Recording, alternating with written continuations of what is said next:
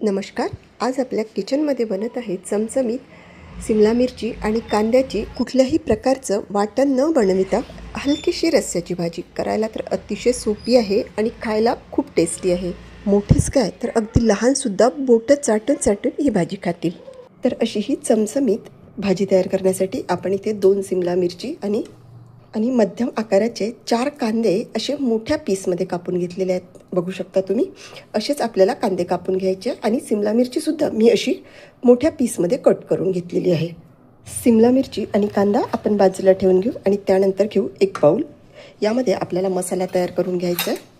तर सर्वात अगोदर 1 चमचा भरून धनेपूड घालून घेतली, 1 चमचा भरून काश्मीरी लाल मिरची पावडर, एक अर्धा चमचा भरून लाल तिखट, 1 पाव चमचा भरून हळद, 1 पाव चमचा भरून हिंग आणि 1 पाव चमचा गरम मसाला घालून यामध्ये 1 छोटी वाटी भरून पाणी घालून घ्यायचं, मिक्स करून घ्यायचं. अशा पद्धतीने मसाला तयार केल्यामुळं मसाला छान फोडणीमध्ये फुलून येतो आणि जळतसुद्धा अजिबात नाही. मसाला मिक्स करून झालेला कांदा आणि टोमॅटोसुद्धा कापून घेतलेले आहेत. भाजीची पूर्ण तयारी झालेली आहे. चला तर मग आता आपण गॅसकडे वळूया.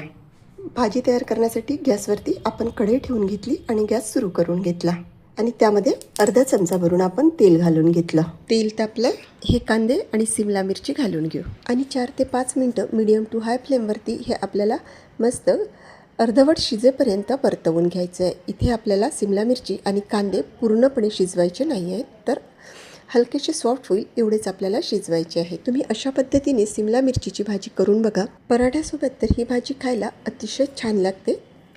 4 ते 5 मिनिट झालेले आहेत आणि सिमला मिरची आणि कांदे इथे अर्धवट शिजलेले आहेत. असे हे अर्धवट शिजलेले कांदे आणि मिरची आपण एका प्लेटमध्ये काढून घेऊ. आता परत आपण गॅस सुरू करून घेतला आणि त्यामध्ये मोठ्या चमच्यानी 1.5 चमचा भरून तेल घालून घेऊ. 1 चमचा घालून झाला आणि हा अर्धा चमचा. अशा पद्धतीने बनविलेली भाजी ना खायला अतिशय टेस्टी लागते. एकदा तुम्ही करून बघा. तेल हलकंसं तापलं. आता त्यामध्ये 1 पाव चमचा भरून मोहरी घालून घेऊ आणि मोहरी इथे आपण मस्त तडतडून घेऊ. मोहरी छान तडतडली. आता त्यामध्ये अगदी बारीक कापून घेतलेला कांदा घालून घेतला. कांदा आणि टोमॅटो छान बारीक कापून घ्यायचे. जेवढे आपल्याला बारीक कापता येईल ना तेवढे बारीक कापून घ्यायचे आणि कांदा हलकासा सॉफ्ट होईपर्यंत मंद आचेवरती आपण परतवून घ्यायचा. कांदा आपल्याला खूप लाल होईपर्यंत शिजवायचा नाही आहे. 2 ते 3 मिनिट झालेला आहे आणि आपला कांदा इथे हलकासा ट्रान्सपरंट झालेला आहे. आता त्यामध्ये आपण बारीक कापून घेतलेला टोमॅटो घालून घेतला आणि टोमॅटोसुद्धा आता आपल्याला 1 ते 2 मिनटंच परतून घ्यायचं आहे. कांदे आणि टोमॅटो लवकर सॉफ्ट व्हावे म्हणून यावरती आपण झाकण ठेवून 1 ते 1.5 मिनटं मंद आचेवरती पहिल्यांदा शिजवून घेऊ. 2 मिनिट झालेले आहेत.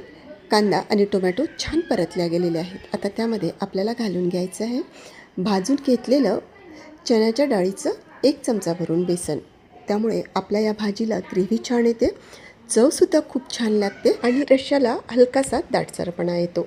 आता हे बेसनसुद्धा यामध्ये 2 ते 3 मिनटं खमंग तेलावरती परतवून घ्यायचं. समजा जर काही गाठी झाल्या असेल तर चमच्याच्या साहाय्याने प्लेन करून घ्यायच्या व खमंग सुगंध सुटेपर्यंत परतवून घ्यायचं आणि झाकण ठेवून हे सुद्धा 1 मिनटं आपण शिजवून घेऊ. 1 ते 1.5 मिनिट झालेलं आहे आणि बेसनसुद्धा मस्त तेलावरती परतल्या गेलेलं आहे आणि खाली हलकंसं लागलेलं असेल तर चमच्याच्या साहाय्याने काढून घ्यायचं.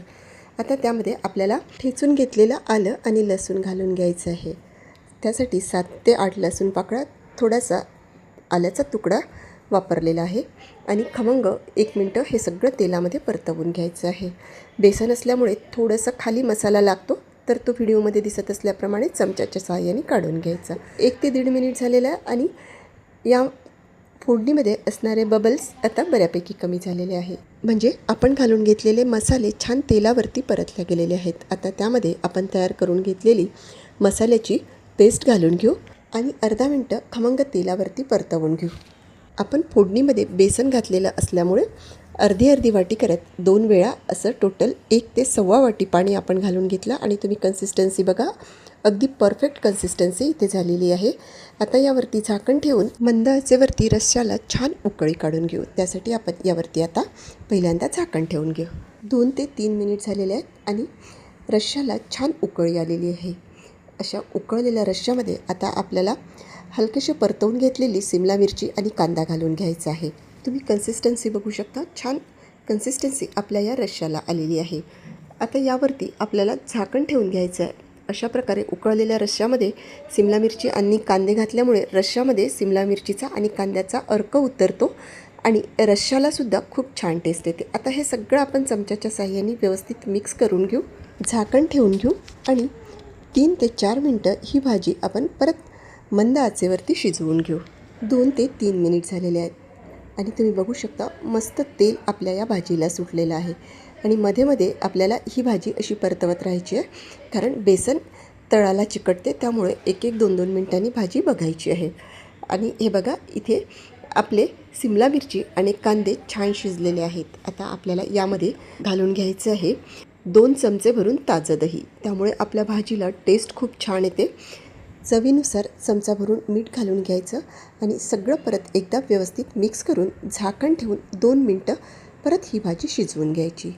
2 मिनटं झालेले आहेत आणि बघू शकता मस्त तर्री आपल्या या भाजीला आलेली आहे.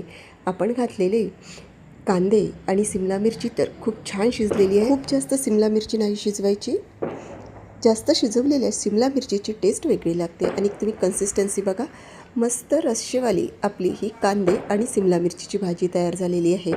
चवीला तर अतिशय अप्रतिम लागते. आता सर्वात शेवटी यामध्ये मूठ भरून कोथिंबीर घालून घ्यायची, मिक्स करून घ्यायची आणि गॅस बंद करून आपण झाकण ठेवून गरमागरम भातासोबत किंवा भाकरीसोबत ही भाजी सर्व करायची. तुम्हाला माझी आजची ही सिमला मिरचीच्या भाजीची रेसिपी कशी वाटली? आवडली असेल तर व्हिडिओला लाईक करा, भरपूर शेअर करा आणि सबस्क्राईब करा. चला तर मग भेटूया पुन्हा एकदा अशाच मस्तशा व्हिडिओमध्ये. धन्यवाद.